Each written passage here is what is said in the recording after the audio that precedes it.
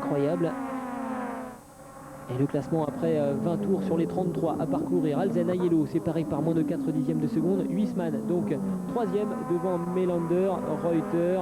On trouve ensuite donc Jäger devant Albers, Fassler, Abt, Turner, Bartels et Bernd Schneider qui va se retrouver très très loin. Et on voit ici l'écart qui sépare les deux hommes de tête, non pas de Randy Mamour qu'on aperçoit ici dans l'Opel blanche, mais de Bernd Mailander qui est en 3e position. Uwe Alzen toujours sous la pression extrêmement importante de Laurent Aiello depuis qu'il est sorti des stands. Laurent Aiello met une pression invraisemblable sur Uwe Alzen. On le voit, il n'y a vraiment pas plus d'1 mètre ou deux entre les deux voitures. Manuel Reuter qui a cédé, et ça a dû être le cas également pour Bernd Mailander. Un Mailander qui s'est effacé là face aux deux coéquipiers Thomas Jäger et Christian Albers, qui est maintenant aux prises avec Manuel Reuter. On revoit ici Manuel Reuter qui a essayé de dépasser Bernd Mailander et qui a été gêné, et du coup Thomas Jäger et Christian Albers en ont profité. Très très belle course en tout cas vraiment de Thomas Jäger, on l'a répété peut-être beaucoup, mais c'est vraiment impressionnant le rythme. Attention à Laurent Aiello. Uwe Alzen occupe vraiment admirablement toute la portion de circuit exploitable. Laurent Aiello reste très très calme, c'est un pilote extrêmement patient qui sait attendre pour attaquer. Il y a un petit peu plus de 2 dixièmes d'écart, mais ça dépend vraiment des portions du circuit, parce que là, à cet instant, il n'y a pas 2 dixièmes entre les voitures. Laurent Aiello qui a eu un gros passage à vide effectivement au Saxon Ring où il n'était pas là, donc il n'a marqué aucun point. Au Norris Ring ensuite, où il a été victime d'un petit problème technique, le limitateur de vitesse électronique installé à bord de l'Audi pour permettre à cette voiture de ne pas effectuer d'excès de vitesse dans les stands, et bien il est tombé en panne. Yves Olivier est maintenant arrêté, lui qui a occupé un temps la 3e position est obligé d'abandonner, et à chaque fois que Laurent Aiello rentrait dans les stands, et bien il était en excès de vitesse.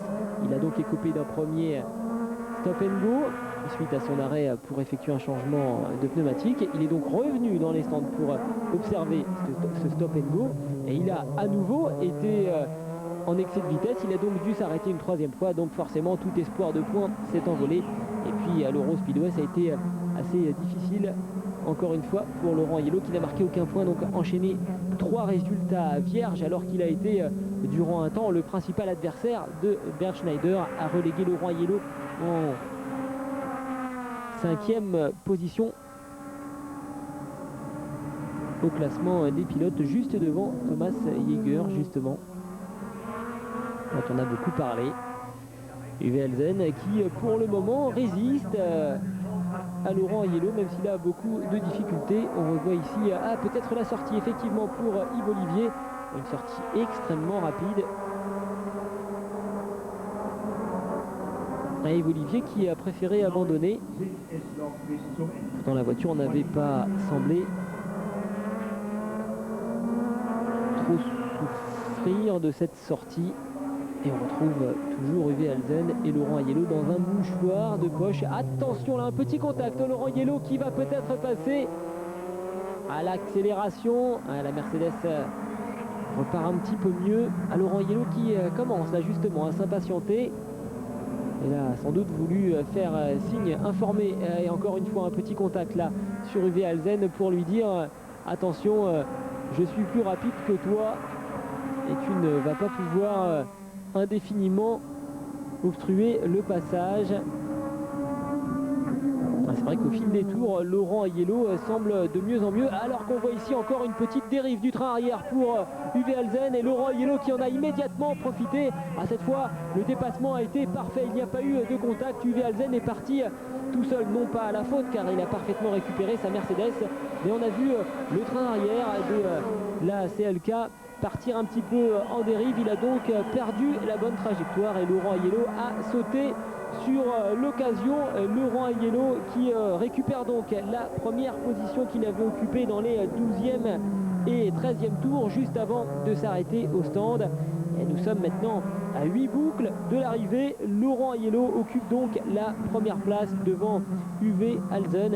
Et derrière, on trouve toujours Patrick Huisman en 3e position devant Thomas Jäger.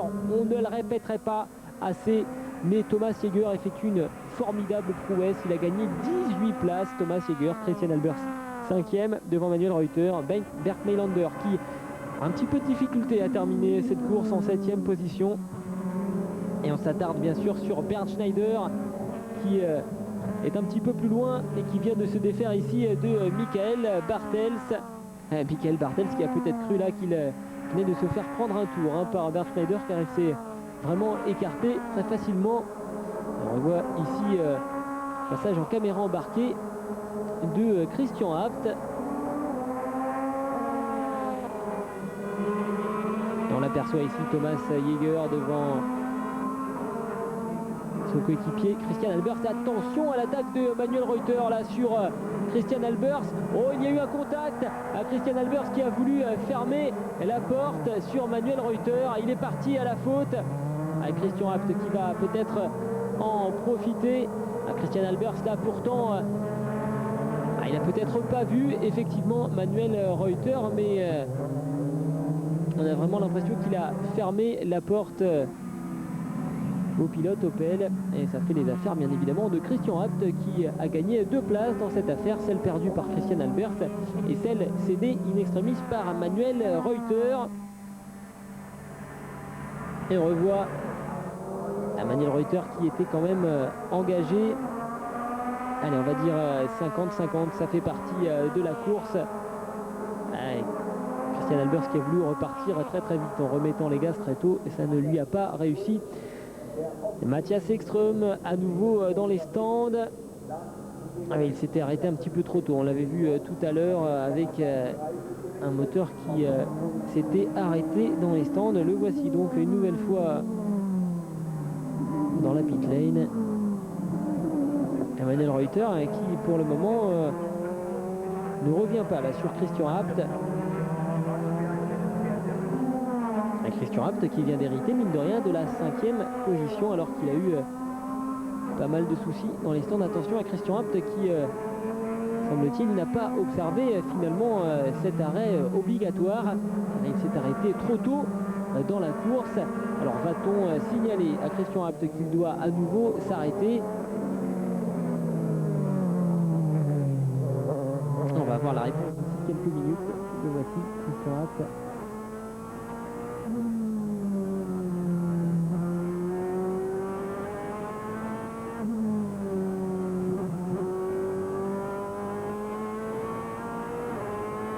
Alors qu'on a aperçu également le retour en piste de l'autre Audi de Martin Tomczyk, une chose qui se présente assez bien pour Audi après avoir pris une tournure inquiétante dans les premiers tours de cette course principale.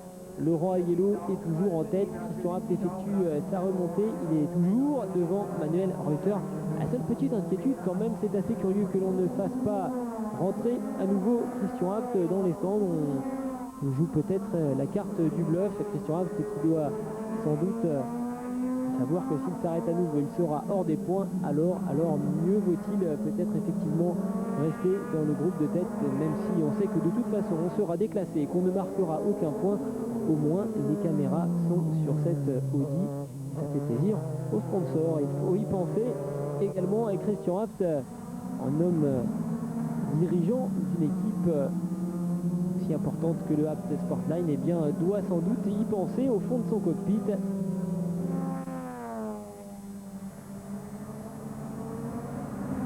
Et attention parce que Manuel Reuter est en train de voir revenir derrière lui Bernd Schneider.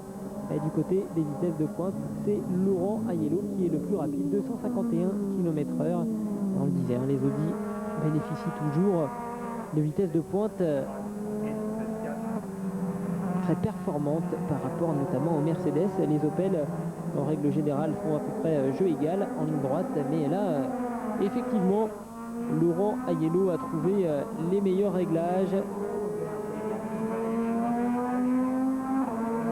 Et on voit ici Martin Tomsik et donc Bernd Schneider. Martin Tomsik est à plusieurs tours. Il ne faut pas accorder d'importance à sa position. Par contre, Bernd Schneider est en train effectivement de revenir. Il est maintenant à moins de 4 secondes de Manuel Reuter. Alors va-t-il pouvoir combler le retard, car les tours s'égrènent et on s'approche petit à petit de l'arrivée. Il attaque, Bernd Schneider, il ne fait pas semblant, peut-être pour aller chercher quelques points supplémentaires.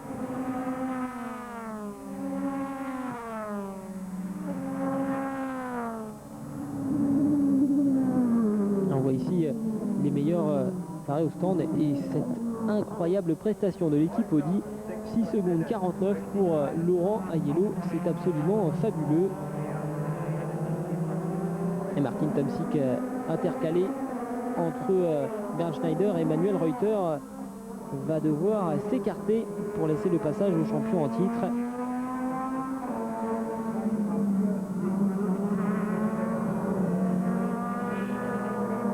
Manuel Reuter qui pour le moment effectue une très belle course. Les Opel qui avaient réalisé notamment lors de la dernière course au Lausitzring leur meilleure qualification avec 3 pilotes, Alain Menu, Michael Bartels et Manuel Reuter, qui s'étaient qualifiés en 3e, 5e et 7e position.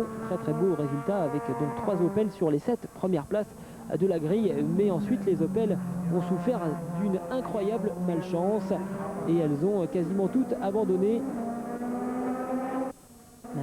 Aiello qui entre maintenant sans doute dans le dernier tour. On voit à l'avance qui s'est accru pour le français. Uwe Alzen est assez loin. Tout comme le reste du peloton avec notamment Patrick Huisman toujours en 3e position. Patrick Huisman qui a fait lui aussi une très belle course. Il est parti